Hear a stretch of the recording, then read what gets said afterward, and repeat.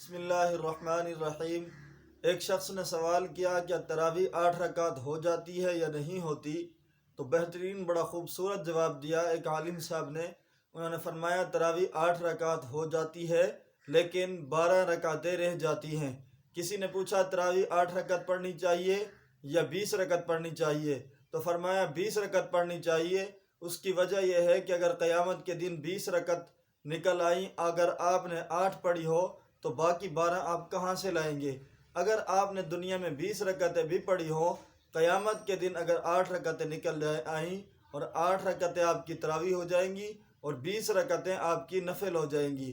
اسی طرح تراویح جو ہے، کسی شخص نے سوال کیا کہ تراویح 8 رکعتیں پڑھنی چاہیے یا 20 رکعتیں پڑھنی چاہیے؟ دوسرے مولوی صاحب نے بڑا خوبصورت جواب دیا۔ انہوں نے فرمایا تراویح 8 رکعت سے 20 رکعت پڑھنا اور جماعت کے ساتھ پڑھنا، یہ صحابہ کرام بالخصوص حضرت عمر کے دور کا طریقہ ہے، اجماع ہے صحابہ کا۔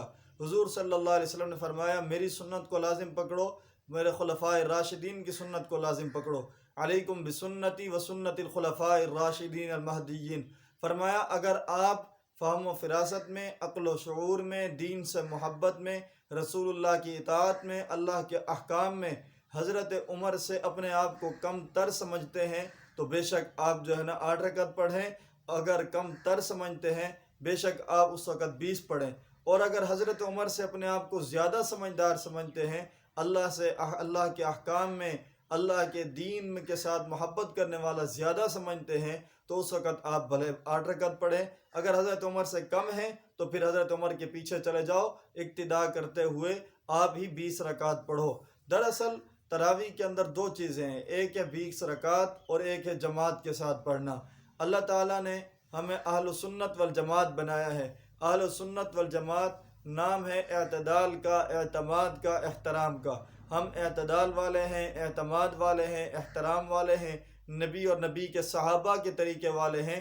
اللہ نے ہمیں صحابہ کرام کی جماعت بھی عطا فرمائی ہے اور ان کی 20 رکعتیں بھی عطا فرمائی ہیں۔ ایک طبقہ ایسا ہے جو عمر بیزار طبقہ ہے، حضرت عمر سے مسلمان ہی نہیں مانتا، اللہ تعالیٰ نے ان سے جماعت بھی چھین لی اور تراویح کی 8 رکعتیں بھی چھین لی۔ اسی طرح ایک طبقہ ہے جو مانتا تو ہے لیکن صحابہ کرام کے بارے میں کچھ نہ کچھ دل میں وسوسے رکھتا ہے، بالخصوص حضرت عثمان کے بارے میں، دوسرے صحابہ کے بارے میں۔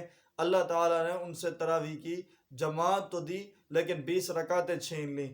اللہ کا احسان ہے، اللہ کا کرم ہے، اللہ کا فضل ہے، اللہ نے ہمیں 8 رکعتیں بھی عطا فرمائی ہیں اور اللہ نے جماعت بھی عطا فرمائی ہے۔ اور یاد رکھیں تراویح میں پورے رمضان المبارک میں 1 مرتبہ قرآن کریم ختم کرنا سنت ہے، اور تراویح سنت مؤکدہ علی الکفایہ ہے کہ اگر محلے میں کسی نے بھی نہ ادا کی، جماعت نہ ہوئی تو سارے کے سارے گناہ گار ہوں گے۔ اگر تراویح کی جماعت سنت مؤکدہ سنت علی الکفایہ ہے، اگر تراویح کی جماعت بعض لوگوں نے بھی ادا کر دی تو سب کے ذمے سے گناہ